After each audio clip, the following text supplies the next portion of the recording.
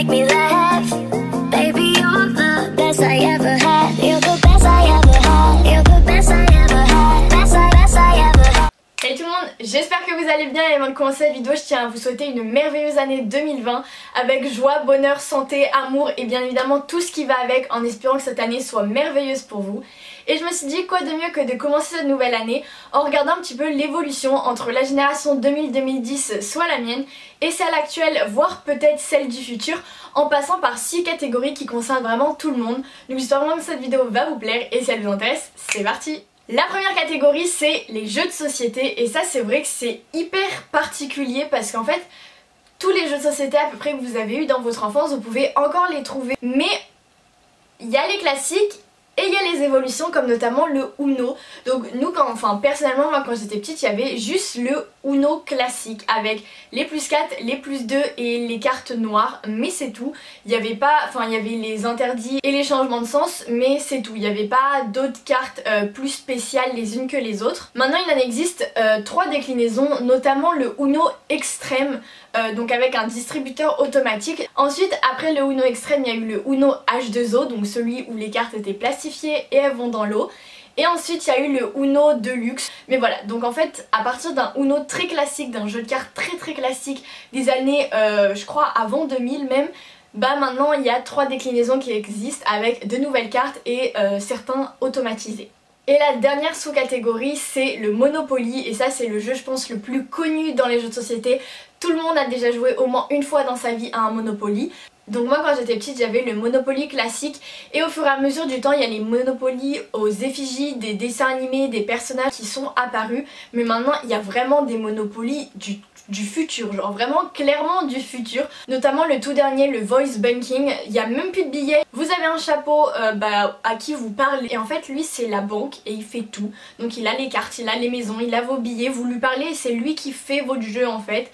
Donc je trouve ça bien parce que c'est une évolution. Mais je trouve que ça enlève un petit peu le côté authentique au Monopoly qui existe depuis des années et des années. La deuxième catégorie c'est les activités manuelles. Celle qui m'a le plus marqué c'est la pâte à rêve, etc.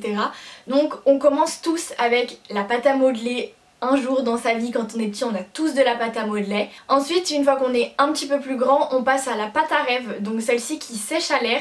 Et maintenant il y a forcément ça dans votre enfance, mais maintenant vraiment la pâte actuelle dans les activités manuelles c'est la pâte polymère, la pâte Fimo, donc celle que j'ai faite pendant très longtemps avant sur ma chaîne. Ensuite aussi moi quand j'étais petite j'avais eu les Rainbow Loom et les Scooby-Doo, c'était trop bien. Donc c'était en fait des petits élastiques de couleur et on faisait des bracelets avec un support, des crochets, etc. On pouvait même faire des formes. À un moment j'étais accro à ça, je faisais vraiment que ça.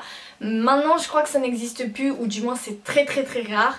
Ce qu'on entend le plus parler en ce moment c'est l'origami, notamment avec l'origami 3D qui se développe de plus en plus. La troisième catégorie c'est l'électronique, ou du moins le numérique, et notamment moi j'ai commencé avec la Game Boy. Donc c'était un petit appareil et il y avait le jeu sur un tout petit écran avec peut-être 3 petits boutons. Mais c'est vrai que ça c'est vraiment tombé aux oubliettes, ça ne se fait plus, c'est mort dans le game. Ensuite on est passé à la DS. Mais on va pas s'enflammer, la DS vraiment très classique, donc la DS1. Et ensuite on a eu également la Wii. Et du coup aujourd'hui on est passé à la Wii U. On parle de la Nintendo Switch. Et cette invention Nintendo, bien jouée parce que c'est un truc de malade. La deuxième évolution dans cette catégorie c'est la musique. Donc nous avant on avait des vieux lecteurs MP3 en forme de, je sais même pas, il y avait des carrés, il y avait des rectangles, il y avait vraiment toutes les formes. J'en avais un, moi il ressemblait à rien, c'était un ovale triangulaire.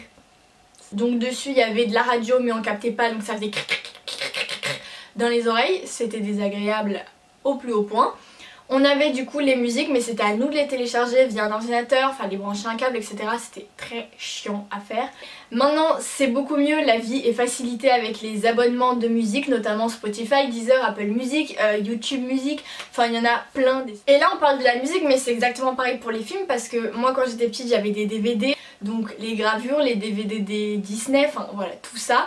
Les DVD ça existe encore hein, mais je pense qu'aujourd'hui les 3/4 des personnes tu leur parles de DVD ils disent pardon, tu me parles de quoi là? Parce que aujourd'hui il y a tous les abonnements encore une fois de télé, donc Netflix, Amazon Prime, Tfou Max, la chaîne de Disney aussi, et les DVD encore une fois c'est mort dans le game. La quatrième catégorie, on en a vite fait parler, ce sont les dessins animés avec du coup Tfue Max et Disney Channel. Moi quand j'étais petite, tous les matins j'allais sur Tfue et je ne pouvais pas partir à l'école tant que j'avais pas vu mon épisode de Dora. J'étais accro à Dora. J'étais devant ma télé, je répétais et je sautais partout. Quand il fallait cliquer sur, quand il fallait dire quel objet fallait, j'allais à ma télé et je cliquais sur la télé. Comme si c'était moi qui faisais le dessin animé. Je regardais aussi Oui Oui, les bisounours, Choupi aussi, tous les dessins animés comme ça, qui sont un peu perdus dans les oubliettes aujourd'hui parce qu'il y a les Pyjamax et Miraculous qui ont monopolisé TF1. Tu allumes TF1 à 8 h le matin, t'as Miraculous et après t'as 7 épisodes de Pyjamasque. L'avant-dernière catégorie, c'est les livres. Du coup moi quand j'étais petite, il y avait toute la collection des chairs de poule et c'était trop bien. Genre à l'école dans notre bibliothèque, il y avait que des chairs de poule. C'était vraiment trop bien et c'est vrai que ça n'existe plus. Que maintenant en fait on est passé au Cluedo. Donc il y a le jeu, il y a le film, maintenant il y a les livres. Donc c'est à dire que vous achetez le livre Cluedo et c'est vous qui faites l'histoire. On va finir avec la catégorie la plus drôle, la mode. Donc quand j'étais petite j'avais des Geox. Oui, Geox, la chaussure qui respire. Oui. Voilà, nous on avait ça, ou alors les petites chaussures où quand vous courez, vous savez, ça fait de la lumière. Quand vous courez, il y a des roues derrière, donc après vous courez un petit peu, mais après vous roulez carrément, hein, et vous pouvez faire des vols planés. Il y avait les chaussures compensées, notamment les baskets compensées. C'était très laid, mais oui, ça existait. Maintenant, tout le monde se bat pour avoir les Yeezy, les Fila, les Adidas, les derniers Nike, etc. Tout le monde se bat pour la marque. Après moi quand j'étais petite, j'avais aussi les tuniques. Alors ça pareil, hein, c'est mort dans le game. C'était juste un truc qui t'arrivait juste en dessous des fesses, hein, voilà. Et du coup vu que c'était un peu trop court, tu mettais un leggings 3/4 qui s'arrêtait à ton mollet. Ça fait mal, hein. Donc voilà tout le monde, cette vidéo est terminée, en tout cas j'espère vraiment qu'elle vous aura plu, donc n'hésitez pas à me faire comprendre en l'aimant. N'hésitez pas également à vous abonner à ma chaîne, ça me ferait vraiment super plaisir, et à me rejoindre sur mon Instagram qui s'affiche sur l'écran. Quant à moi je vous fais de très gros bisous et je vous dis à la semaine prochaine pour une nouvelle vidéo. Bye tout le monde.